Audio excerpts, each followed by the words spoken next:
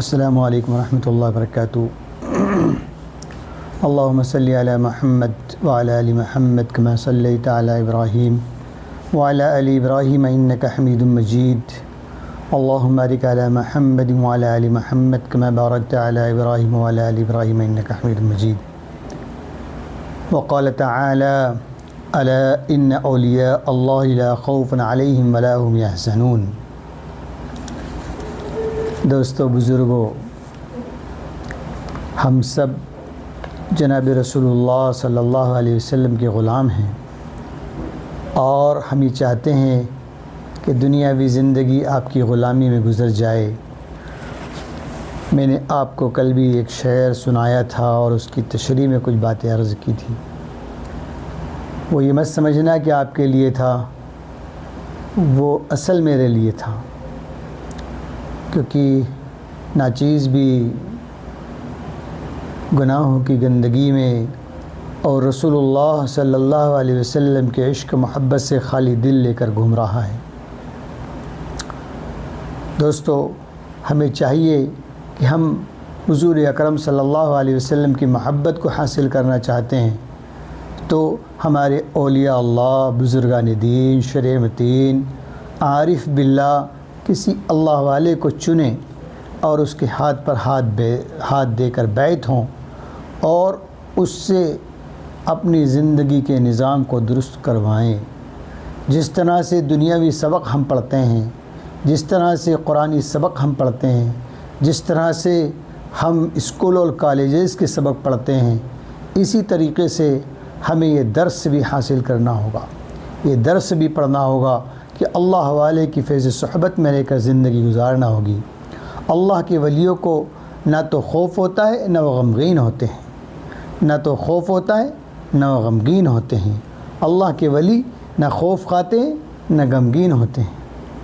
الا ان اولیاء اللہ لا خوف علیہم ولا هم یحزنون ولا هم یحزنون۔ ان کو کوئی خوف نہیں ہے۔ اگر ہم چاہتے ہیں کہ ان اللہ والوں کے سے کچھ فائدہ اٹھائیں، کیونکہ دوستو دیکھیے، ہمیں کہیں اوپر چڑھنا ہے، بلندی پر جانا ہے تو زینے کا، نسرنی کا اور کچھ ایسے آلات اسٹیپ بائی اسٹیپ زیرو کی شکل میں اختیار کرنا پڑیں گے جس سے ہم اس جگہ پر پہنچ جائیں۔ تو ہمارے اساتذہ، ہمارے بزرگان دین، اہل اللہ، اللہ والے ایسا زینہ ہے جناب محمد رسول اللہ صلی اللہ علیہ وسلم کی محبت کو دل میں ڈالنے کا، ایسا زینہ ہے، ایسا زینہ ہے کہ یہ اسلاف نے، ہمارے بزرگان دین کو دیکھ لیجیے آپ، ہمارے بزرگوں نے اختیار کیا، فراغت کے بعد بھی اللہ والوں کی خانقاہوں میں جا کر پڑھے رہتے تھے۔ اور وہاں پر کیا سیکھنا؟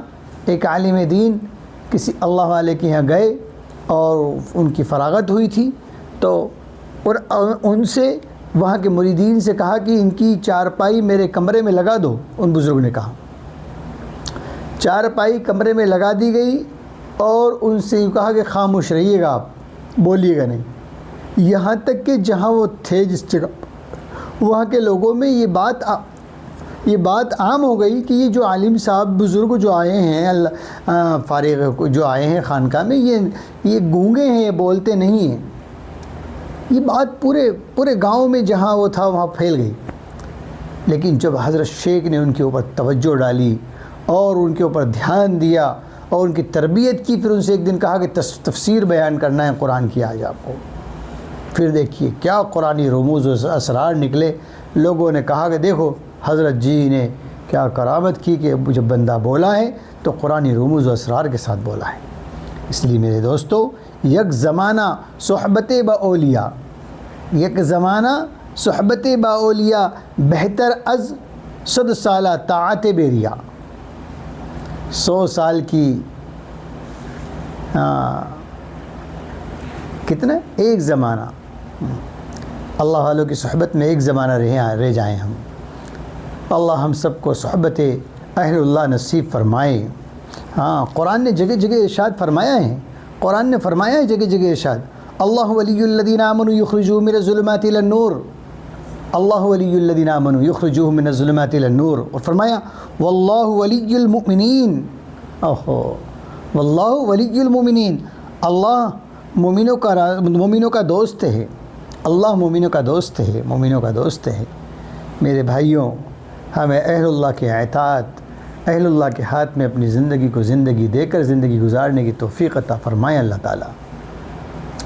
اس وقت بہت ضرورت ہے کسی قائد کی، کسی مشیر کی، کسی رہبر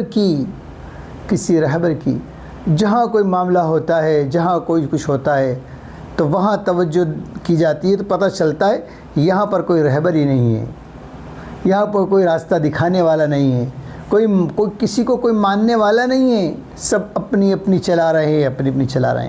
حضور اکرم صلی اللہ علیہ وسلم نے ایسا درس نہیں دیا ہمیں، ایسا معاملہ نہیں دیا، لا خوف علیہم ولا هم یحزنون، اور ہم ڈر رہے ہیں لوگوں سے، ہمارے اندر خوف ہے، ہماری زمین نہ چلی جائے، ہماری جائیداد نہ چلی جائے، ہماری مکان دکان نہ بہہ جائے، ہماری دکان میں لوگ آنا بند نہ ہو جائیں اگر ہم اسلامی طریقے کو اپنا لیں گے تو۔ اگر میں داڑھی رکھ لوں، میں ٹوپی لگا لوں، میں کرتا پاجامہ پہن لوں، میں شریعت محمدی صلی اللہ علیہ وسلم کو اپنانے لگ جاؤں اور میں ہر نماز میں جانے لگوں، تو ایسا نہ ہو کہ میری دکان پہ گراہک نہ آئیں، خریدار نہ آئیں، اس لیے میں نماز نہیں پڑھتا۔ عجیب بات، ایک صاحب ملے اور میں نے کہا نماز میں نہیں دکھتے، مجھے نماز میں گھبراہٹ ہوتی ہے۔ اللہ اکبر، میں نے اپنے سر کو، اپنی نگاہوں کو دل کی طرف جھکایا اور اللہ کا شکر ادا کیا، اللہ ہم جب نماز نہیں پڑھتے ہمیں گھبراہٹ ہوتی ہے، ہمارے دن بھر میں کوئی نماز چھوٹ جاتی ہے تو عشاء میں اس کو پوری کرنے کا ایک دل میں اور خوف رہتا ہے، ایسا نہ ہو کہ بغیر اس کو ادا کیے ہم سو جائیں اور صبح نیند نہ کھلے اور سیدھے ہم قبر میں ہوں۔ اللہ ہم سب کو پنجگانہ نماز کو اللہ کی رضا کے لیے ادا کرنے کی توفیق عطا فرمائے۔ برا مت مانیے گا، کوئی عالم ہے اس لیے نماز پڑھا ہے، میں عالم ہوں، اگر نماز نہیں پڑھوں گا تو لوگ کیا کہیں گے؟ کوئی حافظ و قاری ہے تو اس لیے نماز پڑھتا ہے کہ میں حافظ و قاری ہوں، نماز نہیں پڑھوں گا تو لوگ کیا کہیں گے؟ کوئی امیر ہے تو اس لیے نماز پڑھتا ہے کہ میں امیر ہوں، لوگ کیا کہیں گے؟ کوئی صدر ہے، کوئی متولی ہے تو اس لیے نماز پڑھا ہے کہ اگر میں صدر اور متولی ہوں، اگر میں نماز نہیں پڑھوں گا تو لوگ کیا کہیں گے؟ سب